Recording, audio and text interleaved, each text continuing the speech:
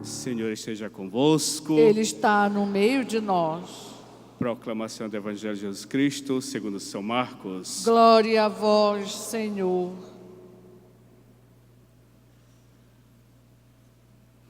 Naquele tempo, Jesus e seus discípulos chegaram a Betsaida.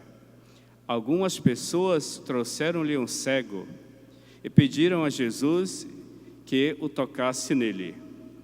Jesus pegou o cego pela mão, levou-o para fora do povoado, cuspiu nos olhos dele, colocou as mãos sobre ele e perguntou: "Está vendo alguma coisa?" O homem levantou os olhos e disse: "Estou vendo os homens. Eles parecem árvores que andam." Então Jesus colocou de novo as mãos sobre os olhos dele, e ele passou a enxergar claramente. Ficou curado e enxergava todas as coisas com nitidez.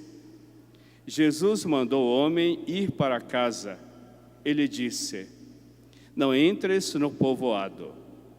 Palavra da salvação. Glória a vós, Senhor.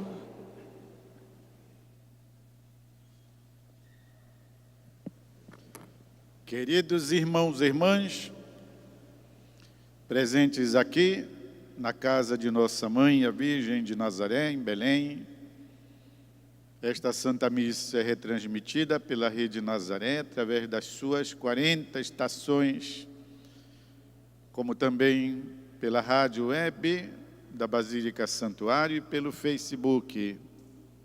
Quem fez a leitura para nós do Santo Evangelho foi o Padre Manuel Martins, que é um missionário barnabita da cidade de Bragança, das praias de Bragança, e que hoje está aqui conosco, celebrando a Santa Eucaristia.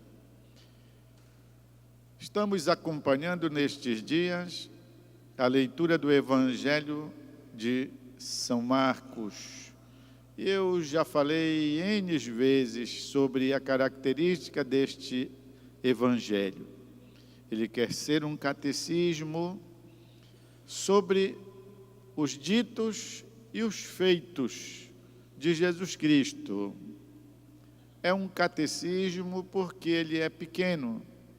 O Evangelho tem apenas 16 capítulos e, de fato, ele se destinava a orientar, a apresentar a pessoa de Jesus Cristo àqueles que estavam fazendo o catecumenato. Na Igreja Antiga, o catecumenato era a preparação que o pagão, candidato a cristão, fazia, a preparação que fazia para o batismo. E, é claro, o conhecimento de Jesus Cristo, já que Ele é o nosso Salvador, e nós, pelo batismo, nos tornamos seus discípulos missionários.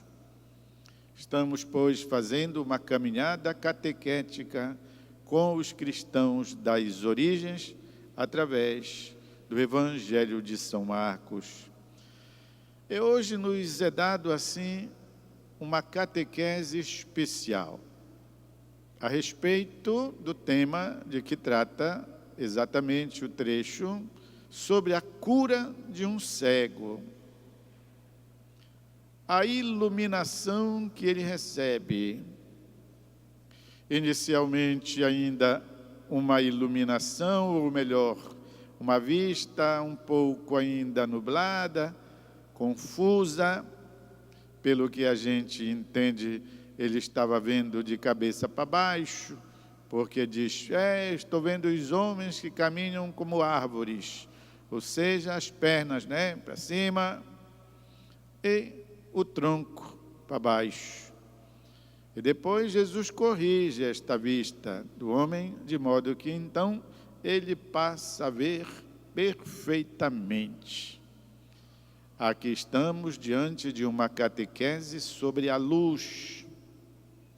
E todos sabemos como a luz é importante na vida da gente. Ai de nós sem a luz. Me refiro à luz da lâmpada, a luz que clareia. mais ainda a luz é importante como nossa vista, nossa visão. É um drama a perda da visão. E isto serve também para mostrar como é a iluminação de dentro, a iluminação interior.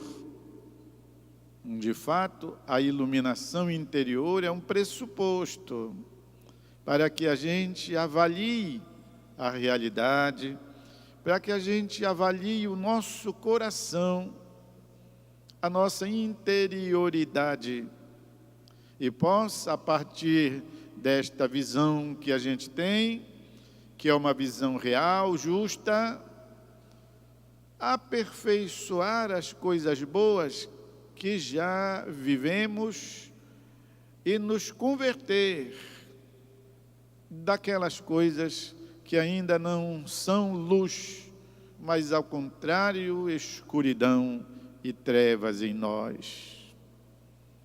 A iluminação.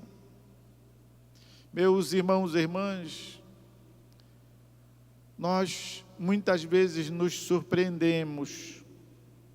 Como é que eu não vi? Como é que eu não percebia? Como é que as coisas aconteciam aqui debaixo do meu queixo, a um palmo dos meus olhos? Nunca ouviram situações desse modo? Uma pessoa que estava na espreita de alguma coisa assim, que ela tinha certeza, mas não tinha. Sabem como é? O negócio está acontecendo, mas não consegue notar, não percebe. E ela me contou que começou a rezar, pedindo a Deus a iluminação. Senhor, ilumina-me. Como é que eu tenho certeza disso? E, no entanto, não consigo ver. E estava nesta busca de constatar a realidade. Quando, então, alguém lhe disse: olhe, a senhora sabe essa pessoa que está do seu lado, que vive do seu lado? Pois é, preste bem atenção. E foi então que a pessoa não notava alguém que estava ao ladinho mesmo assim, dizia: oh meu Deus, como é que eu olhava para todos os cantos, né? Percebia e não notava a coisa que estava aqui do meu lado. Como é que eu fui burra, cega? Estou falando de um exemplo acontecido na vida de uma pessoa que me contou. Mas tem também aquela iluminação de dentro da gente. Meus irmãos e irmãs, a tal ponto que quando fazemos uma experiência do Espírito, que quando fazemos uma experiência muito forte de Deus, quando a palavra de fato é assumida por nós, nós nos damos conta: meu Deus, como é que eu pude? Como é que eu fui capaz? Como é que eu fiz isto? Conhecemos todos o episódio envolvendo o apóstolo São Pedro, não é isso? Ele estava lá, por perto de onde Jesus estava preso. Passou um soldado e disse: tu estavas junto com aqueles galileus que estão aí em broncas. Ele disse: eu não sei nem do que você está falando. Tá bom. Pois veio uma servente e disse: olha, eu te vi no grupo daquele galileu que está em broncas aí, está preso aí na casa de Caifás. E Pedro tornou a negar: eu nunca ouvi falar desse galileu. E uma terceira vez veio de novo um outro servo e disse: tua cara não me é estranha, tu estava junto com aquele judeu que está aí aprisionado. E o galo cantou. Então, o que Pedro fez?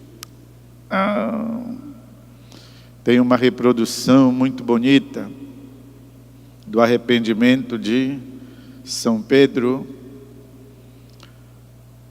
na Basílica de São João Paulo II, em Cracóvia. Do outro lado, assim, da Basílica da Divina Misericórdia, tem uma reprodução em mosaico, alta, tamanho natural. Exatamente o São Pedro assim, né? Com a mão na cabeça, ele está como que dizendo: que besteira que eu fiz, como é que eu não via, como é que eu não percebi, como é que eu não notei que eu estava, olhem só, negando o meu Senhor. E então, diz o evangelista, que ao vir à luz disso, ao tomar consciência disso, ele chorou amargamente, copiosamente. Estava cego na hora do medo, negou Jesus 3 vezes e deu-se conta ao canto do galo. É assim que acontece conosco, meus irmãos e irmãs. Na vida, muitas vezes, a gente apronta, pinta, borda e acha que está tudo normal, que nós somos os tais. E Deus, na sua misericórdia, um dia nos faz cair do cavalo, não é isso? E nós nos damos conta. E como é bonito, e como é um show da misericórdia do Senhor, quando na experiência do confessionário, os sacerdotes acolhem irmãos e irmãs que falam desta experiência, de terem sido iluminados. Foi colocado um holofote assim, certo? Em cima da vida, da história da pessoa. E alguns vêm também partilhar pecados antigos, e algumas vezes nem são tão graves assim, mas a iluminação faz com que a pessoa se lembre. Parece que foi hoje que eu então tomei consciência disso, e quero colocar diante do coração de Deus, diante da misericórdia do Senhor, este meu pecado, que eu ainda não tinha boiado, né, aqui na minha consciência, e que agora, no entanto, eu tenho consciência disso. Iluminação interior. A iluminação interior, que é fruto do Espírito Santo, é resultado da oração, que nós pedimos, ou devemos pedir: Senhor, ilumina-me, Senhor, salva-me, Senhor, tira a cegueira dos meus olhos. Assim como devemos também pedir para as pessoas que estão cegas: Senhor, tira a cegueira. Isto, meus irmãos e irmãs, é o pressuposto para a gente mudar de conduta, mudar de comportamento, convertermos-nos. Eu não quero mais isso. Isso fez sofrer, isso causou morte, isso decepcionou tanta gente. Quem sabe até terá destruído alguém. Eu não quero mais isso. É resultado, pois, de uma iluminação. A iluminação pode também ser chamada de tomada de consciência.